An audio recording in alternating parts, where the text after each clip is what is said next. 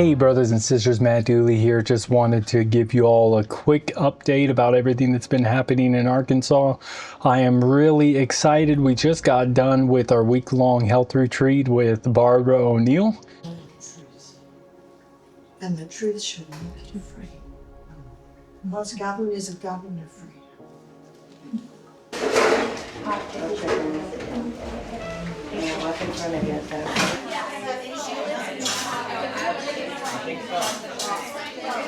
I have to say it was an incredible experience just to see how the Lord brought all of us together. Everything just worked it out in an incredibly beautiful way. And it is very, very exciting. I want to share more about that in a bit, but I want to back up a little. Tell you about the team of people that we have here in Arkansas. 4 years ago, we bought some property and moved next to our friends, the Carters. We then sold some property to the Sherbondis. The Spidels moved right around the road last year, and this year the Artiagas and the Bylers. So we have around 5 families here, and other families come and go and are part of our group as well. But we call our community the Evening Shade Outpost. And the Evening Shade Outpost is a non-profit organization. We all come together, work, and organize 7-day health retreats called the Evening Shade Lifestyle Retreat. We work together in other ways as well. Brother DeMario, John Ray are full-time builders. I don't work with them as much as I would like, but sometimes I do. And that really helps to supplement an income. Plus I get to hang out with my friends and build houses and do a lot of cool stuff like that. We recently went to Tennessee to help build a house for a sister there. The crew was there for about 2 weeks. I was there for only about 1. And we were able to get quite a bit of work done. We were able to get the house framed and not quite dried in, but got the house wrap on the porch, the reverse gable out in the front. And anyways, we know somebody that was going to come and by now probably have closed it in and put the metal in. Now, while we were there in Tennessee, I was also able to record a music video with Malcolm. Maybe some of you know Malcolm Reedy. A friend of mine. We were able to get away for a bit and found a couple really cool spots there where we were at in Tennessee to record some music videos for the Precious Promises series. The songs that we recorded were Everlasting Love. Maybe I'll put a preview right here. Loved thee with an everlasting love, therefore with loving kindness have I drawn thee. And Living Water. That one was kind of fun. At the end, Malcolm wanted to walk into a waterfall. I don't know how it's going to turn out, but I think it's going to be pretty cool. I'm really hoping they turn out really nice. And that brings me to the Precious Promises. Last several years, Precious Promises, the series has taken up quite a bit of time and effort, a lot of blood, sweat, and tears, so to speak. But we've come a long way. And if you're not familiar with the Precious Promises series, my wife and I started a publishing company called Little Branches. And our first published series is a 4-volume set called Precious Promises. It is a Bible promise book and devotional. Each Bible promise has an accompanying scripture song that makes memorizing the Bible pretty much effortless. I go around singing these songs quite often as I'm going about my work, going about my day. I find myself singing the Bible, and I really find that's very, very helpful. So for the project, Precious Promises, Lori wrote over 60 scripture songs. It's been quite a journey over the last couple of years, but yeah, we had to learn from scratch. We learned to record, mix, master many of these songs and publish them. You can find them, and actually you can listen to them for free up to 3 times on Bandcamp. It's a website called Bandcamp. Go to www.bandcamp.com and search for Precious Promises. You can listen to all of our music for free up to 3 times. Go ahead and check it out. In addition to creating all these scripture songs, we also are wanting to make a music video for all the songs that Lori wrote herself and we produced. In addition to the songs, we're releasing and are almost finished with a chord book or a song book for the whole series of scripture songs. That's 200 scripture songs, so you can learn to play easily. It just has the very basic simple chords to play on the guitar or the piano. Now that's what I prefer. I really don't listen to a lot of music. I prefer to listen to history, books, or podcasts, but I really enjoy playing and singing the scripture songs on the guitar. Now we're also working on a series of free family worship guides based on the whole Precious Promises series. Now, it's a lot of scripture. It's over 500 Bible verses. There's 40 different topics. And so it's going to be a 40-week-long family worship guide. Each week is going to be a different topic. And with each day, there's going to be a devotional, a scripture song to learn for that day, a Bible story, just kind of a regular story to apply it, and an activity and a coloring page. And these are all going to be free at precious-promises.com. Next year, we hope to hit the road more with Precious Promises. We're especially trying to attend some homeschool conventions. So if you have a church group or a homeschool group, please reach out to us. We'd love to come sing some of our scripture songs or do a children's program. Also, I could preach.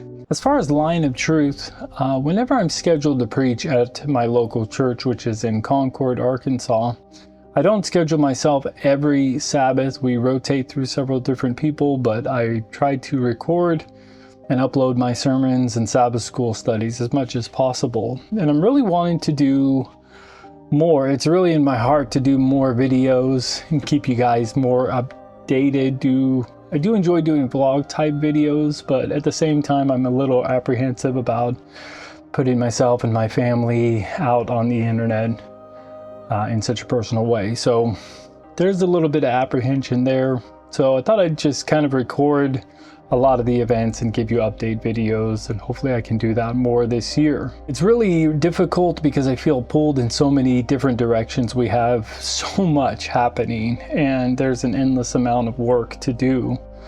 And part of that is because of the goal and vision of building up an outpost center and to stand as kind of a model and a vision for other outpost centers. I just can't spend as much time on video production. And honestly, I find myself, I like to work outside. I like to be outside, and I just can't sit in front of a computer for a long time, to be honest. So I try to do as much as I can, but I was thinking about possibly starting a YouTube live once a week where I can bring on guests, talk about different topics, people to share testimonies, things that are happening in our community. So let me know if that'd be something you would be interested in, you'd like me to do.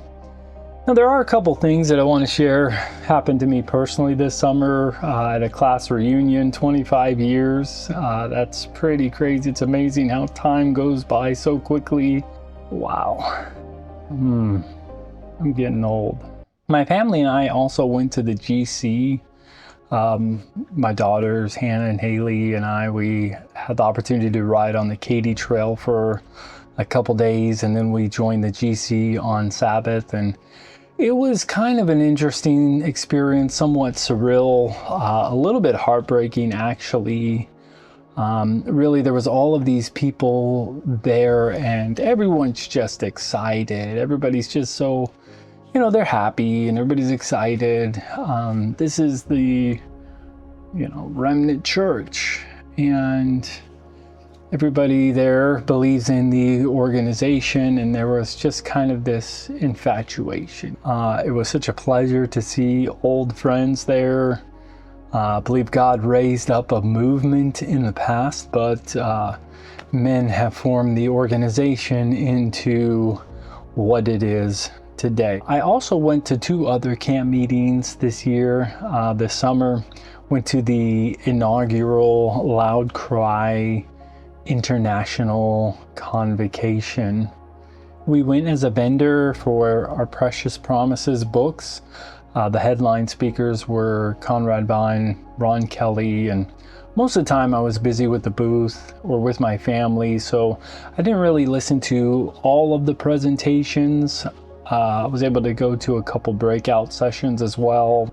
Even though there weren't a lot of children at the camp meeting, it seemed like there was a lot of interest in Precious Promises and what we're doing and the outpost, and people were somewhat familiar with our group up here. So that was really, really exciting. People were welcoming, and there seemed to be a good, genuine Christian spirit there. One thing that I liked was the emphasis on the freedom of conscience and religious liberty.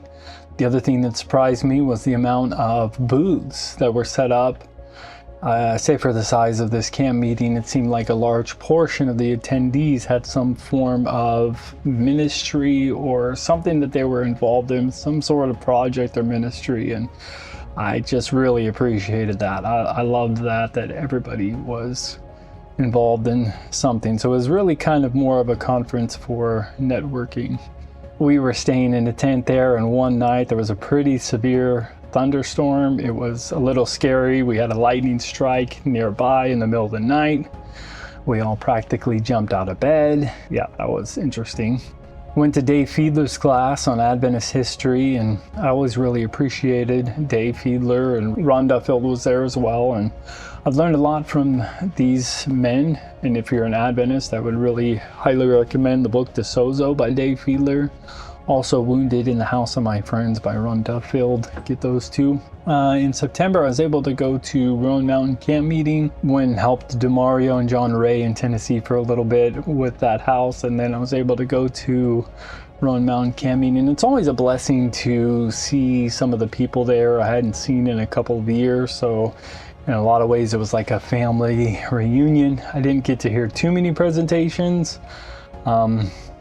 I thought Natter's sermon on Sabbath was excellent. He talked about the name of the Father and the Son, and how it is really talking about the character of God. And if we don't have God's character, it doesn't matter if we can correctly identify who God is. And now that's kind of a paraphrase, but I was getting really excited because, well, that's what I've been saying for years now. Yeah, it was a blessing just to see everybody, and I might go back next year and share a little bit more about what is happening in our community. I don't think people realize just what we have here and how special it really is.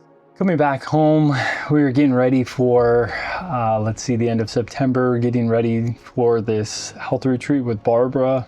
Before I left the camp meeting, we had a culvert down near DeMario's. We have trails throughout our property, and there was a culvert that had got washed out in a flood, and so had to go and do some work and fix that. Fortunately, I had a little bit of a help from Shemaiah. One thing we also did before the retreat was we did some landscaping to Delbert's yard.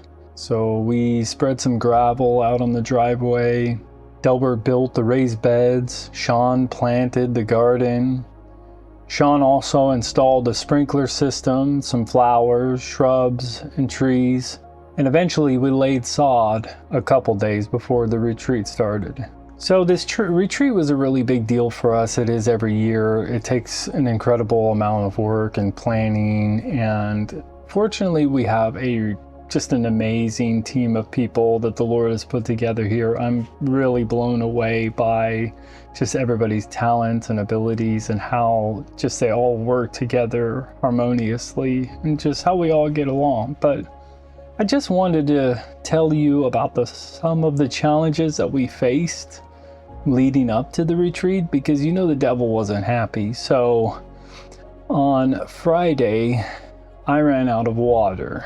So 2 days before the retreat started, I ran out of water. Then I ran out of water again in the middle of the retreat. DeMario was having cabinets installed so we could use the kitchen down there at the school building. He had hired somebody to install cabinets, and he built part of them, installed part of them, but never came back, never answered the phone. And so Demario and John Ray were scrambling to put temporary countertops so Shauna Lynn can move into the kitchen.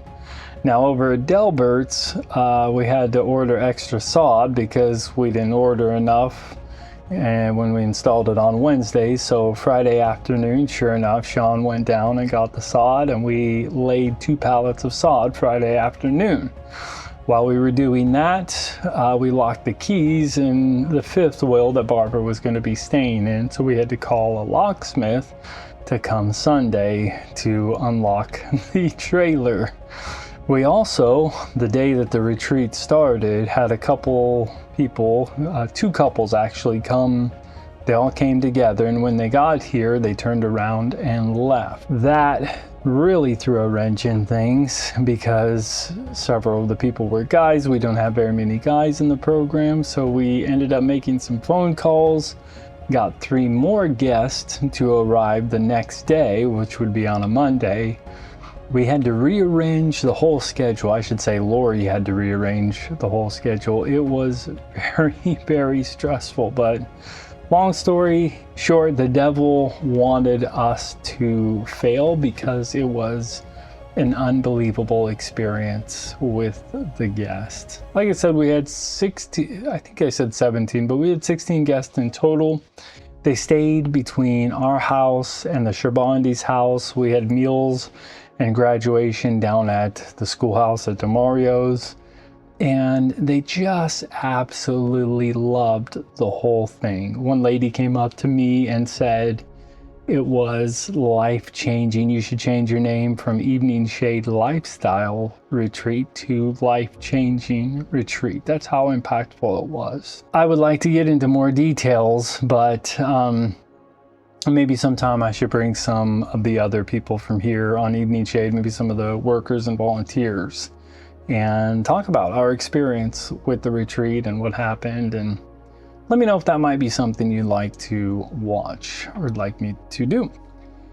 Anyways, all the guests, they especially loved the children, the involvement of the children. Of course, we get them involved as much as we can. They're there immediately as the guests come. Day 1, arrive and register. The children are there at the table waiting for them to arrive, and they just welcome them in.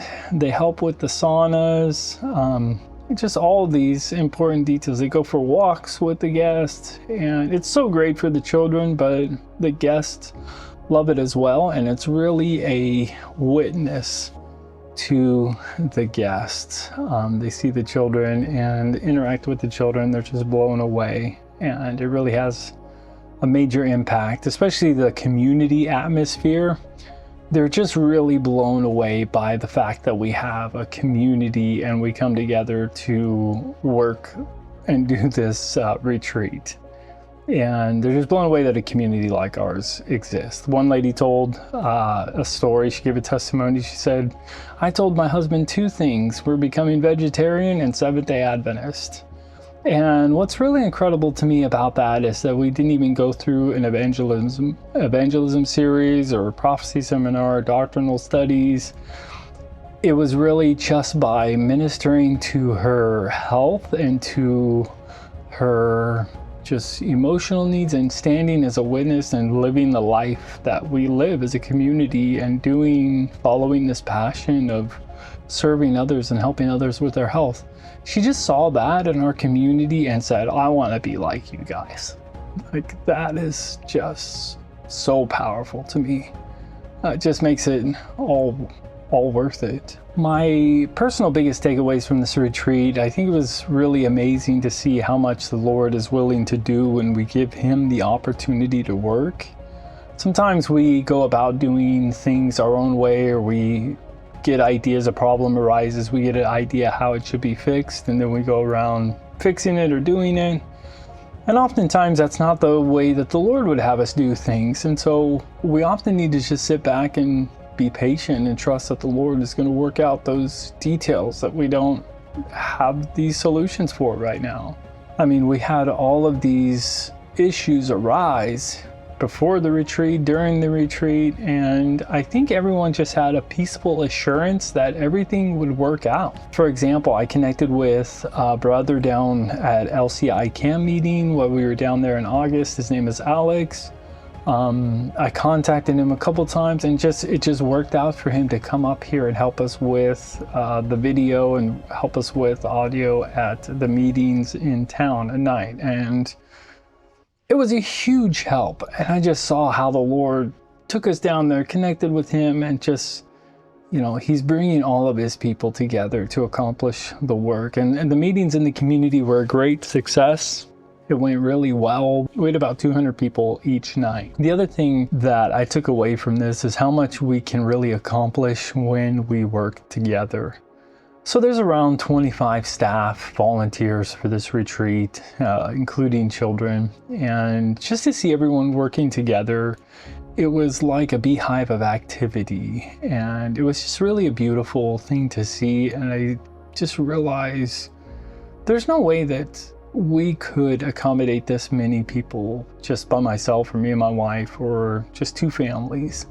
It's taken a really big team of us, and the more we work together, the more we can really accomplish. And I think the more of an impact it really has on people. But just saw people stepping up and stepping into roles and doing things without anybody having to really tell them. So it was just really a neat experience to see the Lord organizing and working amongst us. So all of the volunteers were just really amazing. I'm really proud of our little Evening Shade family, and I'm so honored to be a part of what the Lord is doing here. Now, some of you have been wondering how we can support the work that we're doing or get involved in some of the projects and things that we're doing. So first of all, I ask you to pray. Second, if you're interested in volunteering, please contact me, Line of Truth Ministries at gmail.com. Contact me personally. We could always use help. We're always looking to push forward and expand into new ventures. There's many more ideas and many more things that we can accomplish and do. Now, there's a couple ways to donate if you want to support. Evening Shade Outpost is a nonprofit that goes towards various projects and sustaining the whole community. If you want to support or continue to support me and my family, you can do so through Line of Truth Ministries. You can make a check out to P.O. Box 8, Evening Shade, Arkansas 72523. If you have another way, just contact me, Line of Truth Ministries at gmail.com, and I will follow up with that and send you my phone number. I'm not going to send my phone number out on the internet, so contact me through email and we'll try to keep in touch. Now, I am busy, so if I don't get back with you right away, hope you understand and have grace. Anyways, there's a lot that's been happening. We're very excited, and I hope it makes you excited and makes you want to be more involved in the Lord's work. So thank you all. Blessings to you till we meet again.